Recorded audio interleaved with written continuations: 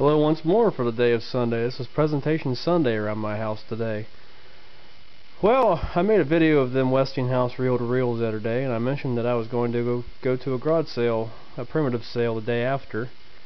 And I ended up going. It was a huge disappointment, but at least I come home with something related to radios. Go figure.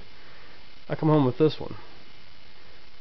I bought it because it reminded me a lot of this RCA Victor one that I had restored and put new capacitors in and done some work on. This was my first recap radio if you watched any of my videos. I did about 2.5 months ago. This one's good to go.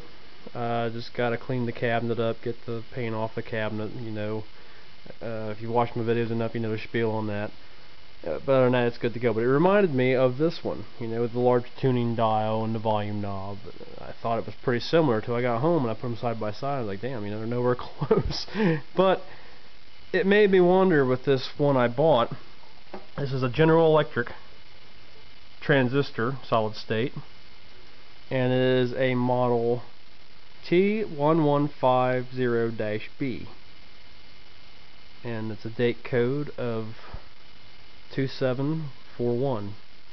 So I'm guessing either 67 maybe, or I wouldn't think it'd be as late as 77. I'm not sure. Anybody might have an idea on that, shoot me a message.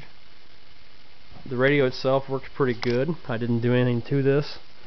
I actually paid $10 for this radio. It's an AM only, solid state, General Electric, and it seems to work pretty good. It was a barn radio. It wasn't even on sale at that garage sale.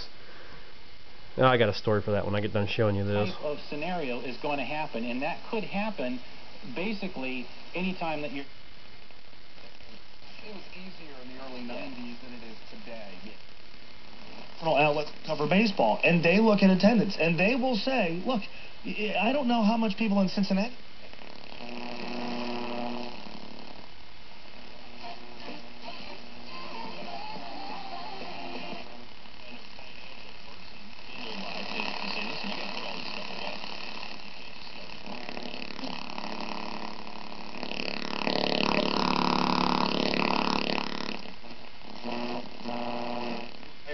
They're looking at getting trades.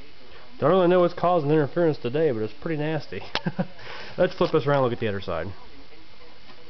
There's not much of anything inside this radio at all.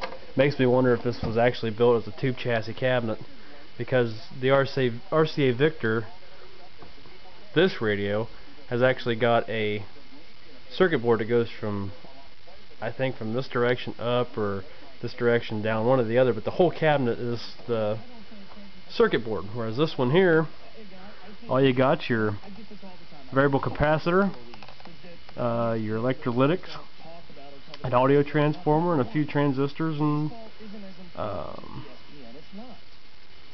resistors and a few other things on there, and then a small little 4-inch speaker.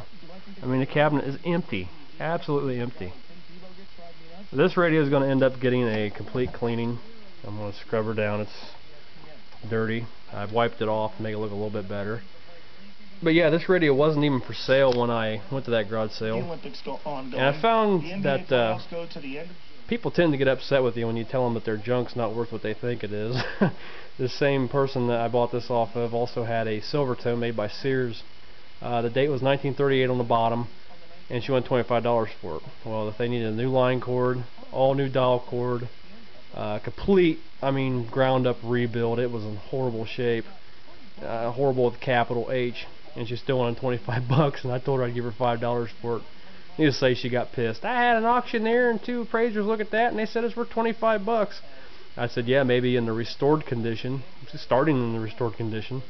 So I ended up walking away from that and walking home with this with $10. So I'm happy with it. I don't need nothing fancy. I collect a little bit of everything from plain Jane up to whatever I can get my hands on for a decent price. But that Silvertone, it'd have been a nice one to have, don't get me wrong, but it just would have needed a lot more work than what buying it for $25 would have been able to put back into it for $25. So we'll come across another gem one of these days and maybe come home with it.